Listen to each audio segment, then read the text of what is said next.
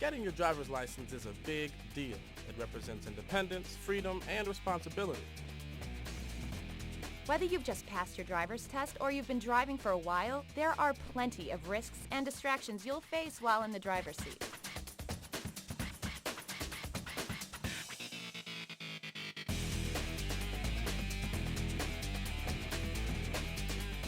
What's up, Suzanne? How you doing, Lamorne? Doing all right? Good. You've learned to make a three-point turn, parallel park, and merge with traffic. You're feeling pretty comfortable behind the wheel, right?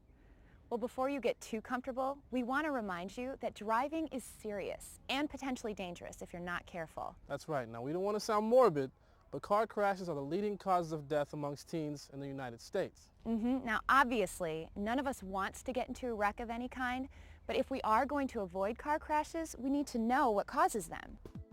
I guess for teen-related car crashes, it'd probably be just reckless driving, speeding, drinking and driving, trying to multitask, looking at another accident, distractions in the back seat. I know I've almost hit like 3 people trying to change the radio. Those are some good answers, and a few of you were right on. The biggest cause of teen crashes is distracted driving. Coming up, we're going to share some information that will help you be sensible when faced with driving distractions. But first, you're going to hear about the real dangers of driving distractions from teens with first-hand experience. I know that my mom was always very concerned about any sort of driving distractions that I might have, and I unfortunately didn't listen to her that one time and paid the price for it.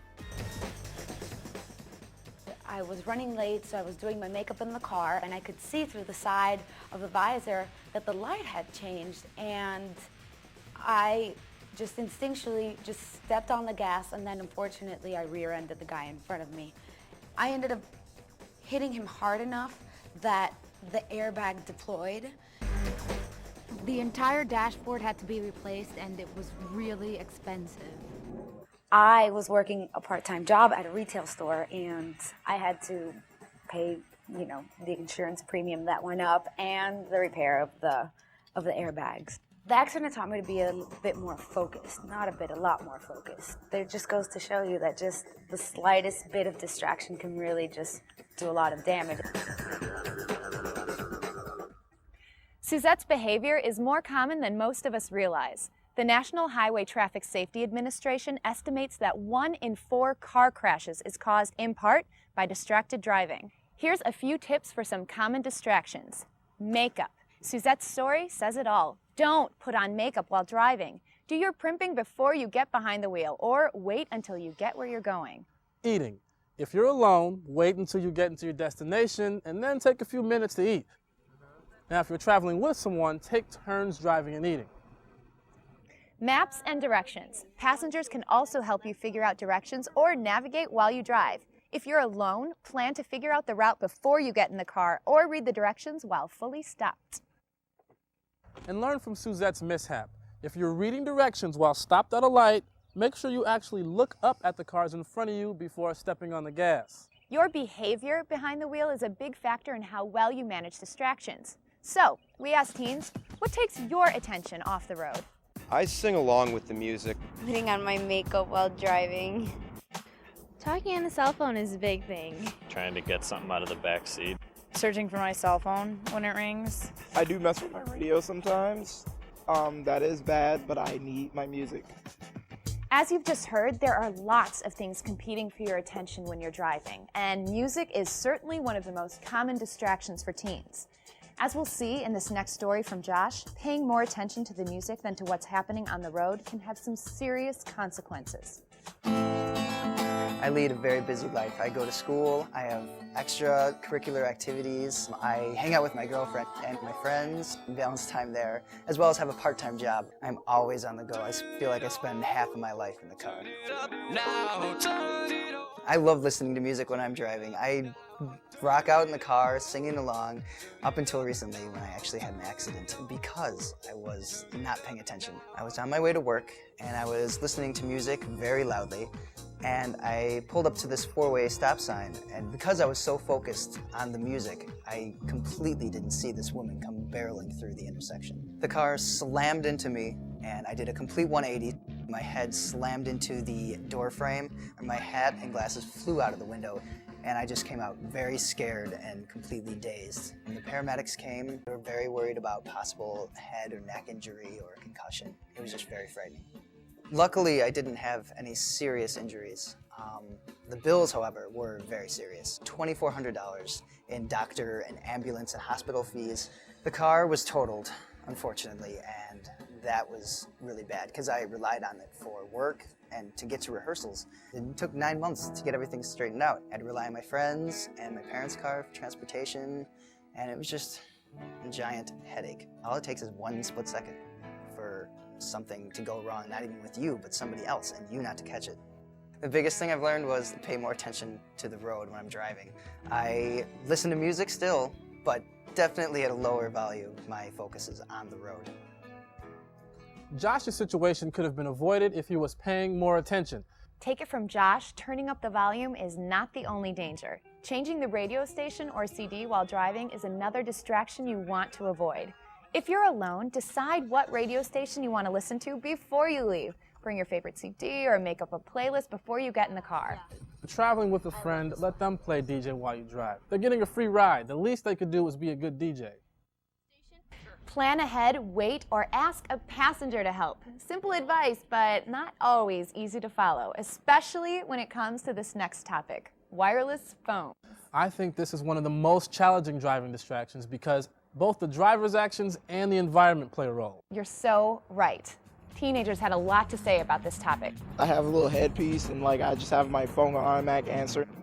I try not to drive and dial at the same time. I plan ahead when I'm driving. I make my phone calls before I pull off. You just heard a lot of creative ideas, but there's really only one approach that we recommend to novice drivers. Do not use your cell phone while driving. Using a wireless phone while driving can be a serious distraction to new drivers. This next story from Brandy shows how a seemingly innocent reaction can quickly turn into a life-altering situation. I think dating is fun because it gives you something to do, companionship, hang out with somebody. The first date I had with Andy was the night I had my accident. And I dropped him off at his house when I was driving home, and I heard my phone beeping. And so I started looking for it, and I could hear it underneath the seat. So I reached down, and next thing I know, I look up and I see some yellow signs, and I plowed through them, and then I hit a tree. When I got out of the car, I got out to look at the damage, but when I looked down, my ankle was twisted the wrong way, and there was blood everywhere. I just passed out right here. My husband and I awoke to a call, and it was paramedics telling us that Brandy had been in a wreck, and she would be airlifted to the Regional Trauma Center. Brandy was unconscious, blood all over her face. They had her leg covered up, so we really didn't know how bad her leg was. I was really lucky that the doctors didn't have to amputate my leg, and then instead they could take a muscle from my stomach and do a muscle graft onto my leg. I didn't get to see the car till after. I had already gotten out of the hospital a few months later, and when I saw it, it really kind of scared me. It was like, whoa, I was in that. It makes me think about how close I was to being a lot worse off than I am, close to dying or, losing my leg. My life changed a lot after the accident, especially at first. In the first few months, it was avoided it all by not reaching for my phone and just waiting till I got home. Brandy's accident shows why new drivers should steer clear of using cell phones while behind the wheel. It's not worth the risk. Not only can reaching for the cell phone be a distraction when you're behind the wheel, but some states prohibit the use of cell phones while driving during the graduated licensing period. Get to know the laws in your city and state. If you're in the driver's seat, never use your phone to take pictures, record video, text message, or watch TV. Leave those activities to the passengers. If you need to make or take a call, wait until your trip is complete and your car is safely stopped. And as you know from Brandy's story, if you are busy driving, let voicemail or a passenger take the call. Of course, a cell phone is a great tool to have in an emergency, and it's okay to make a 911 call while driving if it's really an emergency. That leads into our final topic, the environment around you. Things like billboards, fast food signs, people in other cars or on the sidewalk. and even passengers can be distracting. We asked teens to tell us, how have your passengers distracted you while driving? My brother will come up behind me and like poke me. It's hard for me driving in the car with my friends. Talking, yelling, laughing, anything can be a distraction. Just shouting out the window. Look at that girl. It's clear that other people can be a big distraction. Some states even limit the number of passengers a new driver can have in their car during their graduated license period. If that law doesn't apply in your state, you may still want to be cautious about your number of passengers. Limit the number of passengers in your car. If you have 5 or 6 passengers piled into your car, it's like multiplying your distractions. Avoid emotional conversations while driving. Having an emotional conversation while driving is just plain dangerous. Children are also potential distractions, so if you have a baby or a toddler with you, make sure they're in a car seat and give them a book or a toy to keep them entertained.